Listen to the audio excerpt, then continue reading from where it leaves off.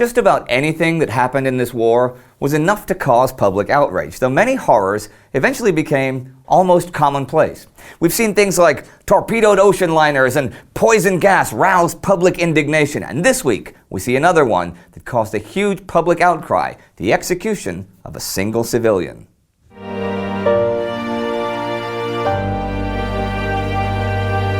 I'm Indy Nidell. Welcome to the Great War. Last week, Bulgaria declared war on Serbia and invaded from the east, as Austro-German forces invaded Serbia from the north. The French had landed tens of thousands of troops at Salonika in neutral Greece and were heading up to Serbia from the south. In the west, the Battle of Loos came to an end, with huge British casualties, the Germans taking fewer than half of that number, while the French continued their own offensive, the Second Battle of Champagne. Here's what came next. Let's start by looking at a front that's been pretty quiet lately, the Italian front.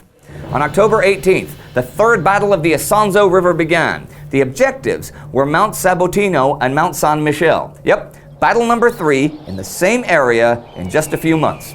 The second battle had ended in early August, and though Italy had thrown 250,000 men against fewer than 100,000 Austro-Hungarian troops, Italian Army Chief of Staff Luigi Cadorna had thrown his heavy manpower advantage away with his tactics. An artillery barrage, and then a frontal assault against the barbed wire protected Austrian trenches. But the Italians didn't have enough artillery shells, wire cutters, or even rifles to really do the job. And so while they made some small strategic gains and secured a tactical victory, it wasn't nearly the kind of victory that sort of manpower advantage could well have produced. This time, Cadorna was going to try something different. He had figured out the vital importance of artillery and had brought over 1,200 big guns to the fight. Actually, it was 1,250, compared to 604 for the Austrians, and the Italians attacked with 19 divisions to the Austrian 11. Perhaps this time, the results would be more decisive. The Austro-Hungarian imperial forces saw plenty of action elsewhere this week, as their invasion of Serbia continued. After taking Belgrade back on the 9th, the Austro-German armies under German General August von Mackensen continued to gain territory. But Serbia also now had to deal with the invading Bulgarian army from the east.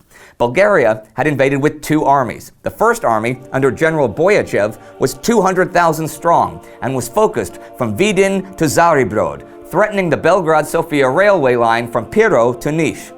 The Second Army, under General Todorov, 100,000 strong, headed towards Macedonia, specifically the major railway hub Uskub, and would try to drive a wedge into Serbia, separating the north from the south. Right?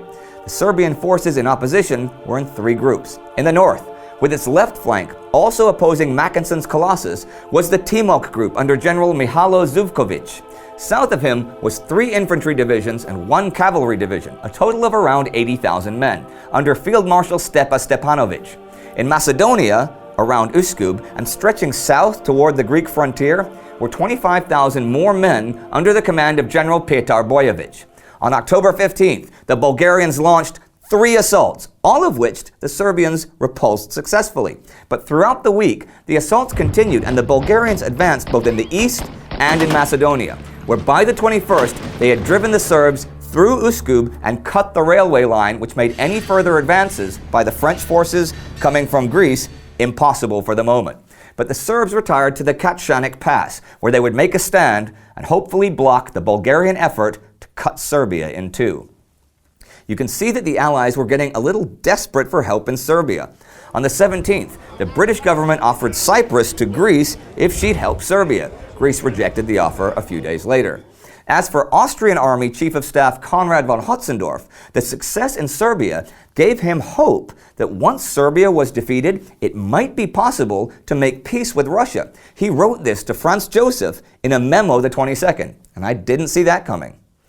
There were now 12 war zones in the war. 12. The Eastern Front, the Western Front, Gallipoli, Mesopotamia, the Caucasus, Serbia, the Italian Front, the Salonika Front, East Africa, Cameroon, and Persia, though those 3 were sporadic. And there were 100,000 British and Dominion soldiers in Egypt awaiting a possible attack on the Suez Canal. But here's something that happened away from the front. In Brussels, on October 12th, The British nurse Edith Cavell, who was the head of a large training school for nurses in Brussels, was executed by the Germans for having helped British and French POWs and Belgians who wanted to serve with the Allies escape to Holland. Her execution led to a renewed upswing of anti-German sentiment in the USA. This was inflamed by a false story that made the rounds that she had fainted on the way to the execution post and been shot by the firing squad while she was lying on the ground. There was even a drawing of this scene with Cavell lying on her back and a German officer with a spiked helmet standing over her with a huge smoking gun. The huge upswing in anti-German sentiment was not, of course, just confined to the USA, for Cavell's execution was a big deal in Britain. In fact, the story of the Great War states, "Perhaps no incident of the Great World War will be more indelibly printed on the British mind than this. Many thousands of young Englishmen that hitherto held back rushed to join the colors. Edith Cavell recruiting meetings were held all over the United Kingdom." There was even a national memorial service at St. Paul's Cathedral in London, attended by many of the nobility, statesmen, and thousands of officers and soldiers. A statue of Cavell was put up in Trafalgar Square, but what I think is the most permanent monument to her is in Canada, in the Rocky Mountains, where about 15 miles south of Jasper, Mount Cavell rises to a height of 11,000 feet. So she was executed for trying to get men to the Western Front. And there was actually a new development right at that front this week. On October 19th in Champagne came the newest stage in the poison gas war. The Germans used a mixture of chlorine and phosgene gas on a 10-mile front, killing nearly 1,000 Frenchmen and making another 4,000 seriously ill. I'll round things off today with some small notes from the Eastern Front, where we're going to see a lot more next week. There was heavy fighting in the northeast this week near Riga and the Dwina River. And on the 21st, the Germans captured the Dwina Bank, just 10 miles east of Riga. Far to the south, on the 20th, Russian General Ivanov took 7,500 Austro-Hungarian prisoners near Tarnopol. And something I haven't had time to mention yet, from still another front, the one at Gallipoli. Last month, British Commodore Roger Keyes at Gallipoli turned in a plan to try to force the Dardanelles with ships alone. His admiral refused him. Winston Churchill, in 1931, would have this to say about it. "I marveled much in those days at the standard of values and sense of proportion which prevailed among our politicians and naval and military authorities. The generals were so confident of breaking the line in France. To sacrifice 250,000 men in such an affair seemed to them the highest military wisdom. That was the orthodox doctrine of war. Even if it did not succeed, no error or breach of the rules would have been committed. But to lose 1/100th part as many sailors and a dozen old ships with the possibility of gaining an inestimable prize, there was a risk before which the boldest uniformed greyhead stood appalled. The fleet continued idle at the Dardanelles. The armies shattered themselves against the German defense in France." And that was the week. A new offensive on the Italian front. 2 huge enemy invasions in Serbia and even a friendly invasion of French troops there. Heavy fighting in the northeast as the Germans try to take yet another major city. And an execution in Belgium. Oh, and the deployment of phosgene gas in Champagne, which affected thousands of Frenchmen. Phosgene gas is more deadly than chlorine. You don't cough, so you inhale more of it, and it often had a delayed reaction, so seemingly healthy troops would come down with gas poisoning a day or 2 after being exposed. Imagine those 48 hours. How would you feel? How scared would you be?